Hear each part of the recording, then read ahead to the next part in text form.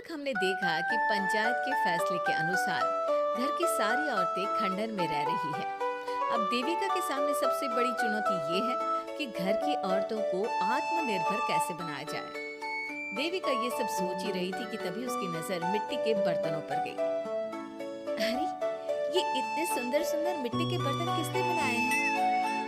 ये बर्तन तो माँ जी और चाची जी ने बनाए हैं। अरे वाह, इतने सुंदर बर्तन तो मैंने आज तक नहीं देखे। माँ जी, चाची जी, आपने ये कहाँ से सीखा? अरे बहू, ये तो हम बचपन से बनाते आ रहे हैं। ये स्टील, पीतल और कांच के बर्तन तो अब चले हैं। पहले तो मिट्टी के बर्तन में ही लोग खाना खाते थे। ठीक है, तो हम दोबारा से मिट्टी के बर्तनों में लोगों को खाना खाना सिखाएंगे। वीना दीदी और सुजाता भाभी, आप दोनों बताओ, आप दोनों को क्या क्या आता है? मुझे तो खाना अच्छा बनाना आता है। बस खाना बनाने के अलावा मैंने कभी कुछ किया ही नहीं। और वीना दीदी, आप बताओ, आपको क्या क्या आता है? पता नहीं, मैंने बचपन से यही सुना है कि लड़कियों को ये नहीं करना चाहिए, लड़कियों को वो नहीं करना चाहिए, इसलिए मैंने कभी कुछ किया ही नहीं। देविका, वीना को सिलाई, कढ़ाई और बुनाई बहुत अच्छी आती है। हाँ, आती तो है, लेकिन बहुत अच्छी नहीं। बहुत अच्छी भी आ जाएगी।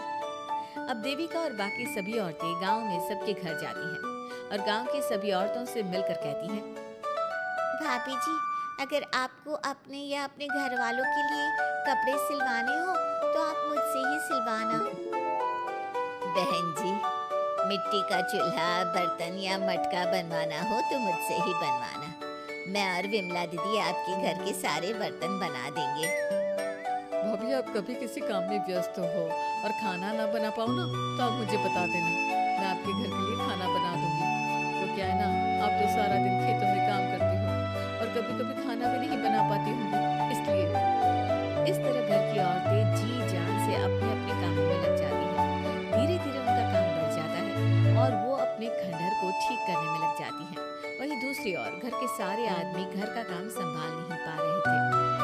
अरे भाई कल्याण, चाय तो बना दे, जमाना हो गया अच्छी चाय पिए हुए। आप भी ना घर के दामाद से क्या क्या काम करवाते हैं? पिलाता हूँ चाय। कल्याण, तुम दामाद नहीं बेटे हो, इसलिए इस घर के सुख दुख, घर के काम और बाहर के कामों में तुम्हारा सहयोग तो होना ही चाहिए ना। इतने में कल्याण चाय बनाकर ले आता है। जैसे ही सचिन चाय पीता है तो उसके मुंह से चाय निकल जाती है।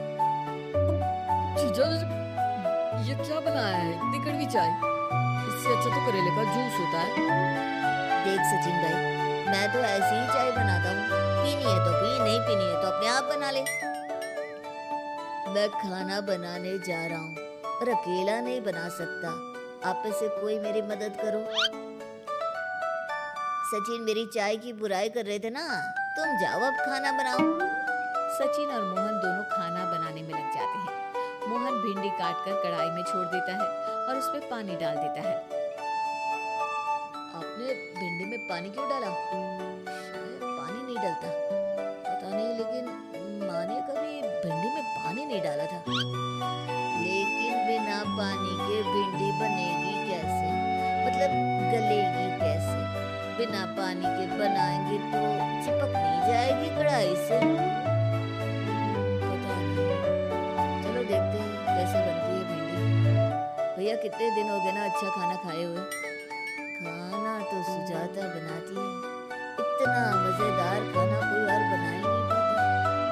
सचिन और मोहन खाना तैयार करके ले आए। सभी आदमी खाना खाने लगे। खाना बना तो बहुत बुरा था, लेकिन किसी ने बिना कुछ कहे खाना खा लिया। तभी जोगिंदर ने कहा, घर की हालत कितनी बुरी हो रही है, जगह जगह जाले लगे हैं। 2 दिन से तो किसी ने झाड़ू भी नहीं लगाई घर की। हाँ, और घर में गंदे कपड़ों के ढेर लगे हैं। मेरे पास तो ये आखिरी कुर्ता ही बचा है पहनने के लिए। कल्याण, मोहन, तुम किसी नौकर को रख लो ना। हमने 1-2 लोगों से बात की थी नौकर के लिए, लेकिन कोई घर में काम करने के लिए तैयार ही नहीं है। गांव के सभी लोग खेतों में ही मजदूरी कर रहे हैं। घर के सभी आदमी घर के काम में लगे रहते हैं, तो वो अपने खेतों पर भी ध्यान नहीं दे पाते और उन्हें हर महीने आर्थिक रूप से नुकसान उठाना पड़ता है। धीरे धीरे उनके घर की हालत खराब होने लगती है।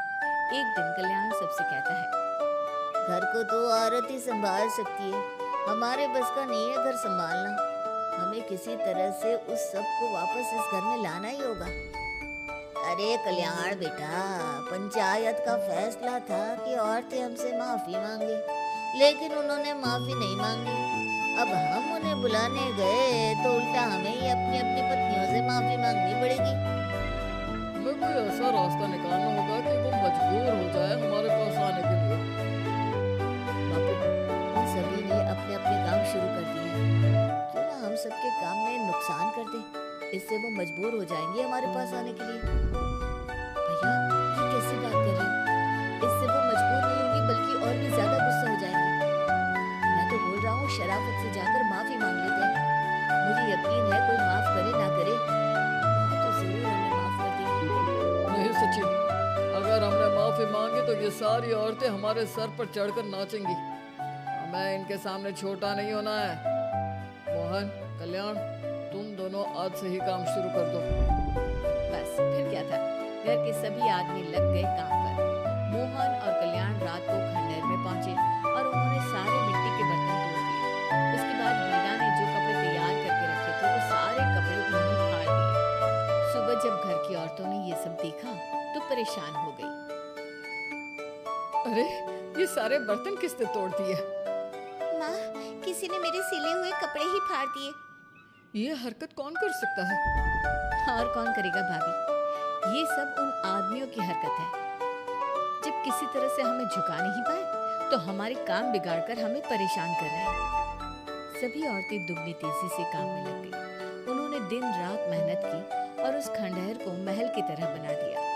उनके काम की तारीफ सुनकर दूर दूर के गांव से लोग आने लगे और उनसे अपना काम करवाने लगे। एक दिन सभी औरतें बैठकर खाना खा रही थी, तभी विमला ने देविका से कहा, देविका, हम कभी सोच भी नहीं सकते थे कि हम अपनी मेहनत से अपने लिए इतना बड़ा और इतना अच्छा घर बना लेंगे। देविका बहू, आज हमें इस बात का एहसास हो रहा है कि हम तो सिर्फ सांस ले रहे थे, जीना तो हमें तुमने सिखाया है। मुझे तो अब भी यकीन नहीं हो रहा कि मेरे पति की पहचान के अलावा भी मेरी कोई पहचान है। गांव के सब लोग मुझे सिर्फ मोहन की पत्नी के रूप में जानते थे, लेकिन अब सारा गांव मुझे जानता है। देविका, मैं कुछ ही दिन में इस गांव में एक अच्छा सा होटल खोलूंगी और मैं एक बुटीक खोलूंगी।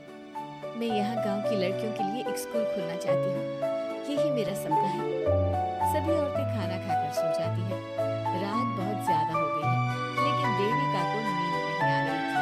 तभी उसे किसी के कदमों की आवाज सुनाई दी। पहले तो देविका थोड़ी डर गई, लेकिन उसने हिम्मत करके उठकर देखा तो उसके सामने सचिन खड़ा था। सचिन, तुम यहाँ क्या कर रहे हो? कहीं तुम मेरा कोई नुकसान तो करने नहीं आए? मेरे पास तो किताबों के अलावा कुछ नहीं है, फाड़ना चाहो तो फाड़ सकते हो। देविका, मैं तुम्हारा कोई नुकसान करने नहीं आया हूँ, बस तुमसे माफी मांगने आया हूँ। क्या? रात के अंधेरे में चोरों की तरह तुम मुझसे माफी मांगने आए हो? प्लीज देविका, माँ और चाची को समझाओ कि वो बापू और चाचा जी से माफी मांगे और तुम सबको लेकर घर आ जाए। सचिन, तुम भी तो अपने बापू और चाचा को अपने साथ ला सकते थे ना, और माँ और चाची से माफी मंगवा सकते थे ना। प्लीज देविका, मुझे माफ कर दो और घर चलो। कैसे माफ कर दो सचिन? तुमने मुझे मरने के लिए छोड़ दिया। अगर माँ और चाची हिम्मत करके मुझे अस्पताल ना ले जाती तो आज मैं और मेरा बच्चा जिंदा ना होते। ना तुम मुझे अस्पताल में देखने आए और ना ही अस्पताल से आने के बाद मेरा हाल चाल पूछा। मुझे तो छोड़ो, तुमने अपने बच्चे का चेहरा तक नहीं देखा और तुम मुझसे उम्मीद कर रहे हो कि मैं तुम्हें माफ कर दूं? कभी नहीं सचिन। देखो देविका, हम सबको बहुत नुकसान हो रहा है। घर के काम की वजह से हम बाहर के काम पर ध्यान नहीं दे पा रहे। घर और जिंदगी दोनों अस्त व्यस्त है। वो इसलिए कि तुम सब आदमी संगठित नहीं हो। अपना दिमाग और ऊर्जा हमें परेशान करने में लगा रही है, और हम औरतें संगठित हैं। हम अपना दिमाग और ऊर्जा अपनी प्रगति में लगा रहे हैं। इसलिए हमने खंडहर को भी महल की तरह कर दिया और तुम्हारी हवेली खंडहर की तरह लगती है। सचिन देविका से बार बार माफी मांग रहा है। क्या सचिन को अपनी गलती का सच में पछतावा है या फिर ये घर के आदमियों की कोई नई चाल है?